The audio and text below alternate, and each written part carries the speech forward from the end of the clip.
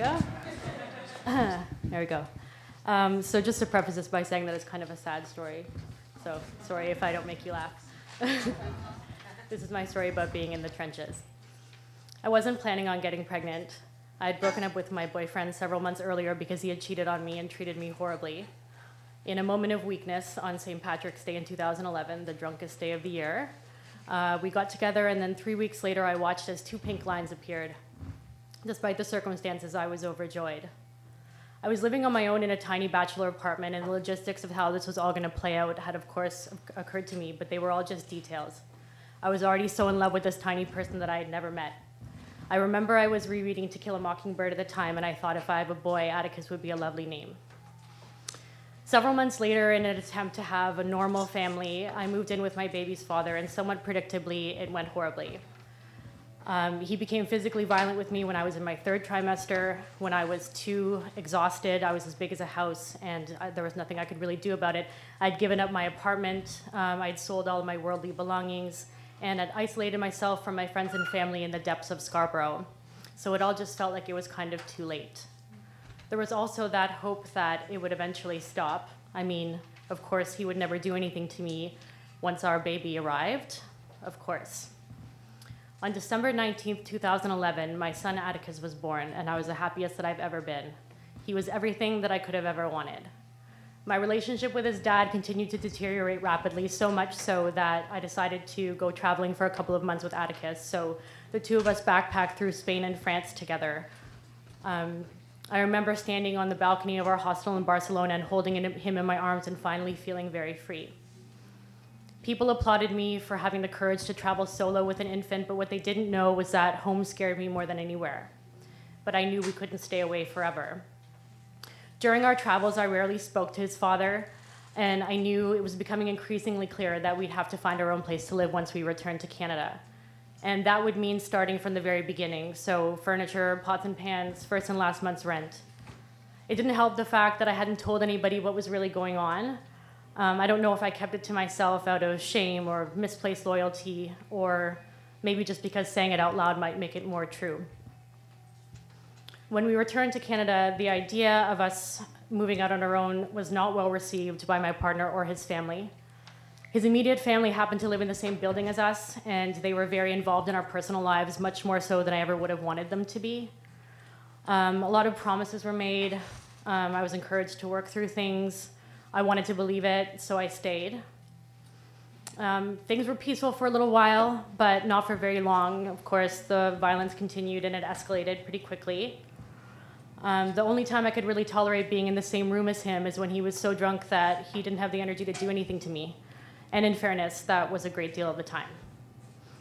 But mainly it was just me and Atticus. I was still on mat leave at the time, and the two of us would be at home together playing games. I'd watch him take his first steps, we'd take a bath together, or we'd share these quiet moments where I'd be nursing him and just stare down at his face in complete wonderment.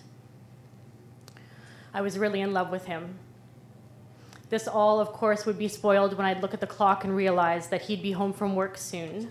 So I'd do a quick check to make sure that everything was in its proper place. That was one of the many things that set him off. And then I'd just sit there, waiting, hoping that he wasn't already in a bad mood when he walked through the door. This continued for several months until the morning of August 31st, 2012, when I found myself lying on the bedroom floor, slowly regaining consciousness with him standing over me, and I could hear Atticus crying mere meters away on the bed. He was arrested that day and he went to jail. And instead of letting Atticus and I stay in the apartment until we found another place to live, his family had the locks changed and we were out on the street with only a few diapers and the clothes we could fit into a backpack.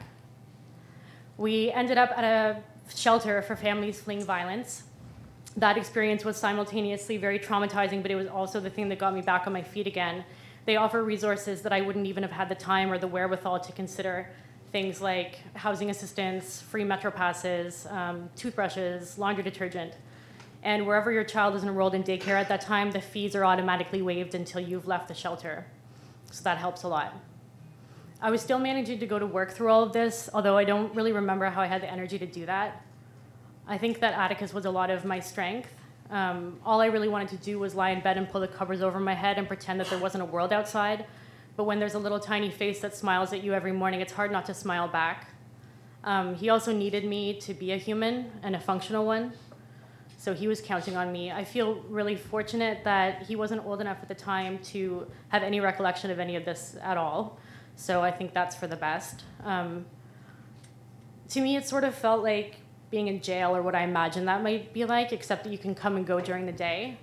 But there's a really strict curfew, and the security guards check your bags when you come through the doors.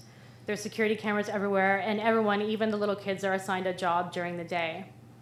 There is mandatory group therapy sessions, art classes, designated quiet times, and of course, the ever-looming threat of bed bugs. We never had them, thankfully, but the family in the room beside ours did. We shared a twin bed, him and I remember, I wasn't sleeping very much at the time, staring up at the ceiling, and the ceiling fan would sort of rotate around lopsided, almost as if it were going to fall. And I remember never caring that it might. You could often hear people crying through the walls at night. There was a lot of pain in that place. The women were such an interesting cross-section of people, some young, some old, some very timid, some more rough around the edges. Everyone was pretty friendly, with the exception of one woman who threatened to kick my ass every time I tried to do laundry because she'd swear it was her turn to use the machines. So at first I'd feebly point at my name on the calendar, but then eventually I just came to the realization that wearing the same clothes 5 times in a row before washing them really isn't so bad. On October 15, 2012, Atticus and I moved into our new apartment in Riverdale. Our first night there, we slept together on his crib mattress on the floor because we didn't have any other furniture, and it was the best sleep I'd had in months, years even. I went through a lengthy and expensive court battle to get sole custody of Atticus, and I won. He does have a relationship with his dad, and I think that's for the best, but I'm still coming to terms with it, and I think that's probably going to be a lifelong process for me. 2 years later, we have a beautiful home. We've traveled the world together. We've gone ziplining, snorkeling, whale watching, fly fishing. It's so amazing to travel with him and to see the world through his eyes. It's a much less critical lens than my own. Aside from him just making me a better version of myself in general, I've also acquired some new skills as a result of doing this parenting thing solo. So I can fix a tricycle. I can assemble a Lego set designed for children aged 7 to 14. It took me a long time to be able to do that. I can build a bunk bed. I can tend to wounded knees, splinters, ripped teddy bear paws. But I think the most important thing is that I'm the person that he comes to when something's broken his heart. Like when a kid at school made fun of his snowsuit, he just wanted to come home and sit with me and just be sad.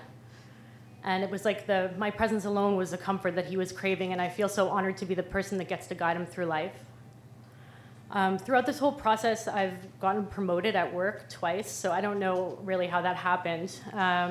It's being a single parent, you have to say no to a lot of things, and that includes networking events and dinners, things that often happen outside of regular working hours.